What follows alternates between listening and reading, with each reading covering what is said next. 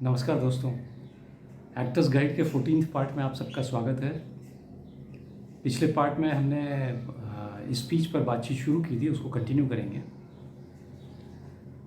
हाँ, देखिए ये 9x9 की ये जो है खोपड़ी, ये कमाल की चीज़ है।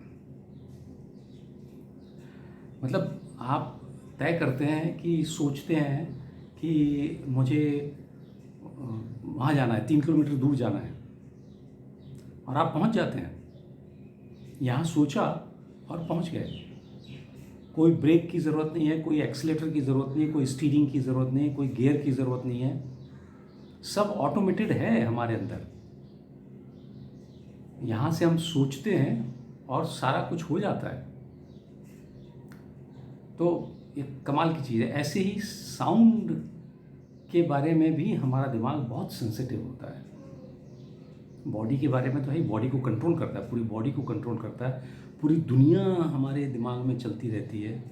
पता नहीं क्या क्या कल्पनाएं करते हैं, कहाँ कहाँ जाते हैं, क्या क्या देखते हैं, कितनी कैपेसिटी है, कितना मेमोरी है।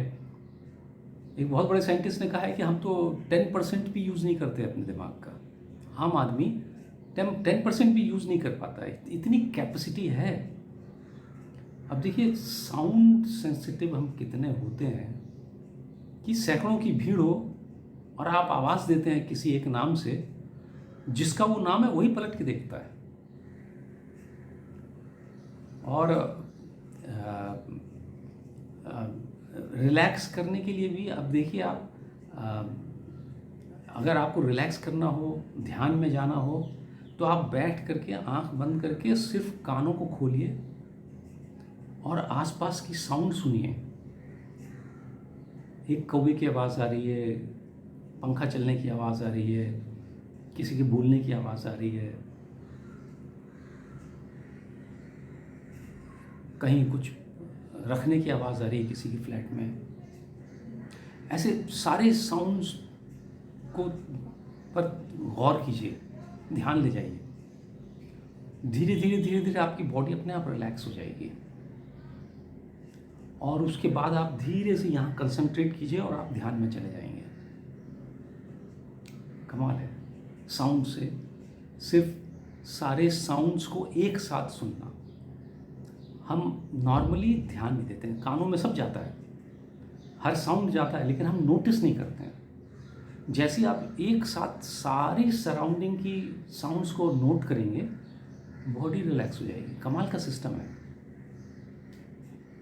अब देखिए फिल्मों में बैकग्राउंड म्यूज़िक डालते हैं, साउंड इफ़ेक्ट्स डालते हैं, और उसका इतना बड़ा इफ़ेक्ट होता है। आप कभी गौर से किसी फिल्म को देखिए, उसमें डायलॉग्स मत सुनिए, एक्टिंग पे ध्यान मत दीजिए, सिर्फ बैकग्राउंड म्यूज़िक पे और साउंड इफ़ेक्ट्स पे। पैरों से चलने की आवाज़ आ रही है, दरवाज़ा खोलने की आवाज़, कुछ उठा के रखने की आवाज़, बैकग्राउंड म्यूज़िक कितना इमोशनली चार्ज कर देता है हमको। तो हमारी साइकोलॉजी पे उसका गहरा असर होता है साउंड का।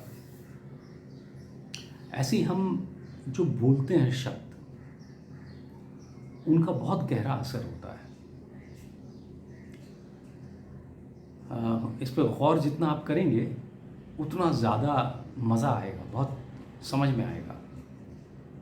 हम प्री ऑक्यूपाइड इतने रहते हैं कि हम ध्यान नहीं दे पाते हैं एक चीज़ पे, वो चीज़ छूटती चली जाती है हमसे।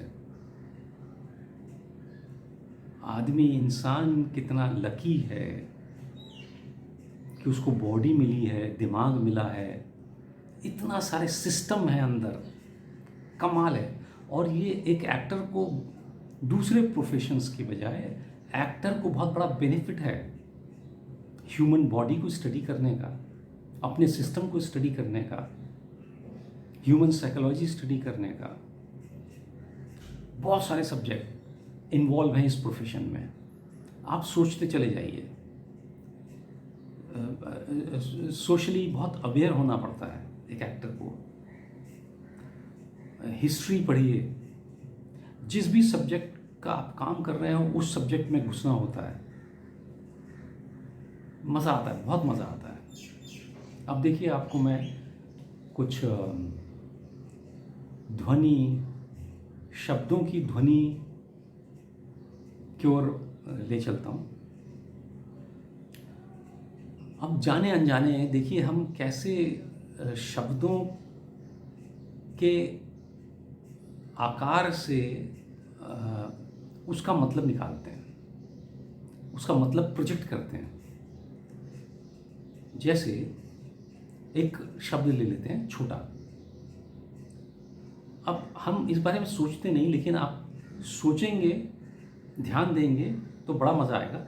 छोटा छोटा, उसकी साउंड जो है हम छोटा निकालते हैं, छोटा साउंड, उसका आकार छोटा करते हैं। हम ऐसे नहीं बोल सकते छोटा, मतलब गलत हो जाएगा, हम उसको रिकॉग्नाइज नहीं करेंगे। और अगर लंबा बोलना हो तो हम ऐसे नहीं बोल सकते लंबा, लंबा।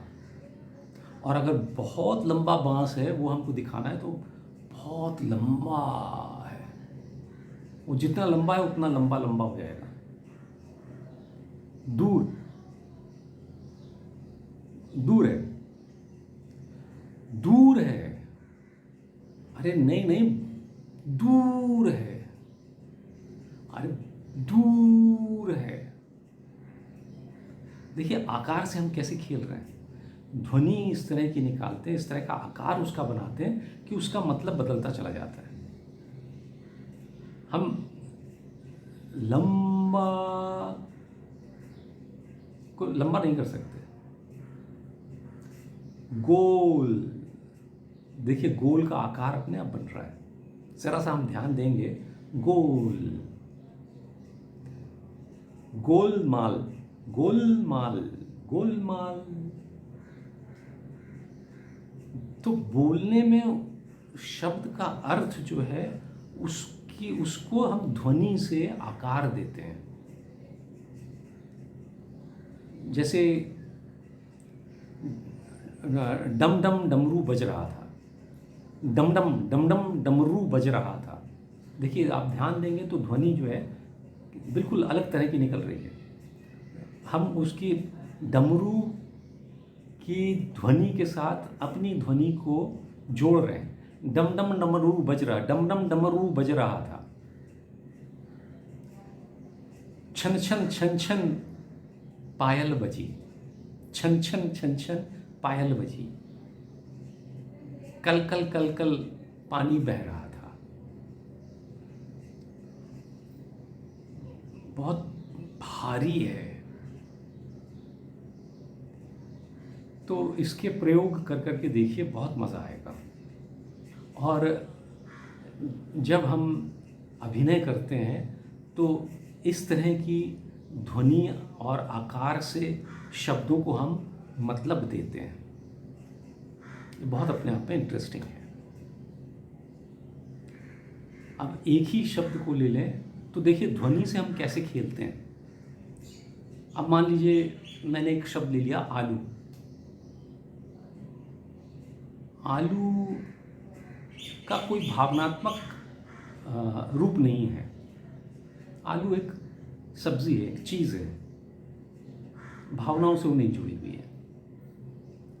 लेकिन हम जोड़ देते हैं आलू, आलू, आलू, आलू, आलू। तो देखिए शब्द भी कहीं कहीं हमारी जो एक्सप्रेशंस, भावनाएं हैं, जो हम एक्सप्रेस करना चाहते हैं, उसके साथ आकार लेकर के, ध्वनि लेकर के और बदल जाता है, शब्द के अर्थ बदल जाते हैं। तो हमारी ध्वनि, हमारा एक्सप्रेशन ध्वनि का, हम किस तरह की आकार निकालते हैं, किस तरह की ध्वनि निकालते हैं, वो बहुत महत्वपूर्ण है। अब एक दूसरा उदाहरण देता हूँ। मान लीजिए कि मैंने 4 लाइनें ली और इन लाइनों को मैं एक तरह से पढ़ता हूँ। पहले प्लेन पढ़ता हूँ। हेलो, कैसे हो? मैंने सुना था कि तुम बीमार हो, लेकिन देख रहा हूँ कि अच्छे खासे हो, मुझे अच्छा लगा। तुम ऑफिस कब ज्वाइन कर रहे हो? अभी इसमें कोई कंसर्न नज़र नहीं आ रहा था, प्लेन बोला मैंने इसको। अब मैं इसको कंसर्न के साथ बोल के देखता हूँ। मान लीजिए मैं ऑफिसर हूँ और मेरा वो कर्मचारी है। हेलो, कैसे हो? मैंने सुना था कि तुम बीमार हो, लेकिन देख रहा हूँ कि तुम अच्छे खासे हो, मुझे अच्छा लगा। तुम ऑफिस कब ज्वाइन कर रहे हो? अब इसको मैं दूसरे भाव से पढ़ के देखता हूँ। हेलो, कैसे हो? मैंने सुना था कि तुम बीमार हो, लेकिन देख रहा हूँ कि अच्छे खासे हो, मुझे अच्छा लगा। तुम ऑफिस कब ज्वाइन कर रहे हो? देखिए, लाइनें वही हैं, मेरे बोलने के अंदाज से सब कुछ बदल गया। हम सब जानते हैं नाट्यशास्त्र में रसों का बहुत अच्छा वर्णन किया गया, बहुत जोर दिया गया है। ये मैं पहले भी कह चुका हूँ। और 9 रस हैं, ये सब जानते हैं, उनकी चर्चा मैं अभी यहाँ नहीं करूँगा।